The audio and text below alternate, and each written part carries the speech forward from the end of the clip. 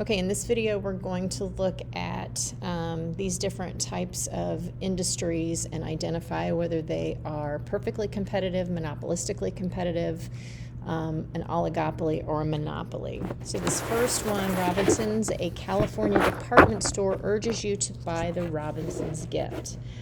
And so this one is going to be monopolistically competitive. There are going to be many, many sellers of gifts, but the Robinson's gift, they have monopoly power on using that name Robinson. So there are substitutes for this particular product, but it does have monopoly power over the name. GM, Ford, and Chrysler auto companies make up the U.S. domestic auto market. All right, because you have three businesses that dominate in any one particular industry, this is going to be an oligopoly.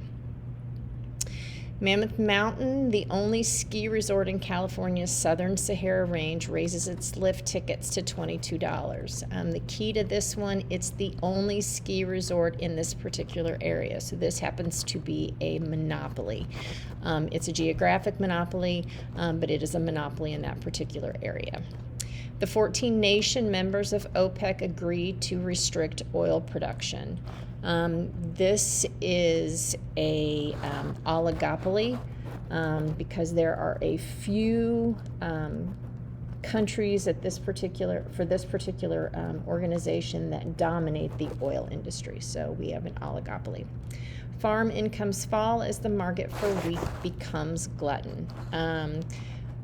Anything that is in the agricultural industry that is a commodity, those are going to be perfectly competitive. You have many, many sellers of a identical product or homogeneous product that has no,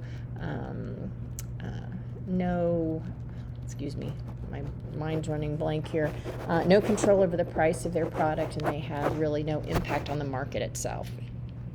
AT&T claims it is the right choice for long-distance telephone service.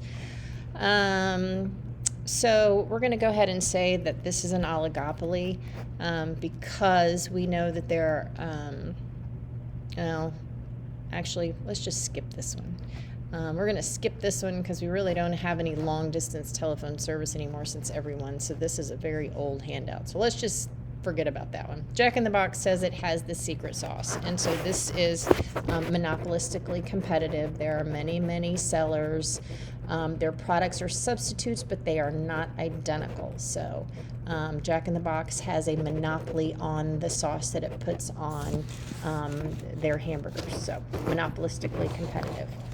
Magnin has a sale on coats. Prices reduced 30%. Again, if you want that label, you're going to have to buy it from them. But there are many substitutes for coats. They differentiate their product. They're able to have some degree of price control because they do differentiate. So this is monopolistically competitive.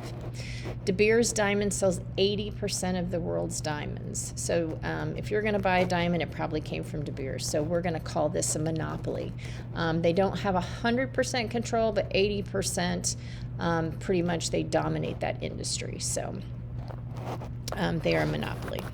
Estee Lauder, a cosmetic firm, holds the patent on its nighttime age reducing formula until the year 2000. Again, this is a very old handout. But cosmetics, we know that there are many, many different brands that you can buy. So this is monopolistically competitive.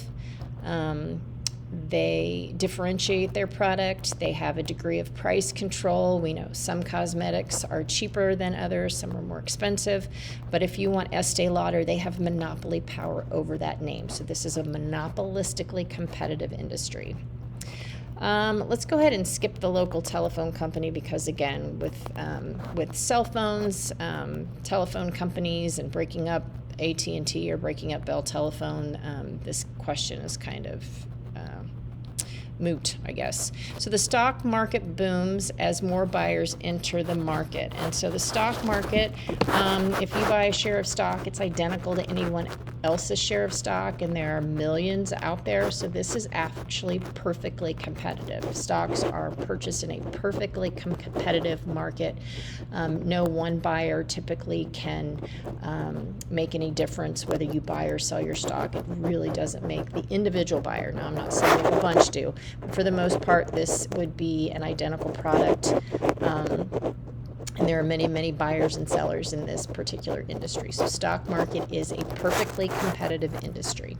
American Airline reduces its rate. Western and United follow. The airline industry tends to be oligopoly. You have several large firms that dominate that particular industry. There is some interdependence on pricing. So if one is putting on a sale, typically you might see them follow the leader. The competitors have to do the same exact thing, or they are going to lose market share. So that idea of interdependency on pricing, and the fact that there are only a few large ones that dominate the industry make this an oligopoly. When you want to send the very best, send Hallmark. And the greeting card industry, again, is probably an oligopoly, maybe monopolistically competitive. There are different brands from Hallmark, and so there is some competition on price, and they're differentiated, obviously, so monopolistically competitive.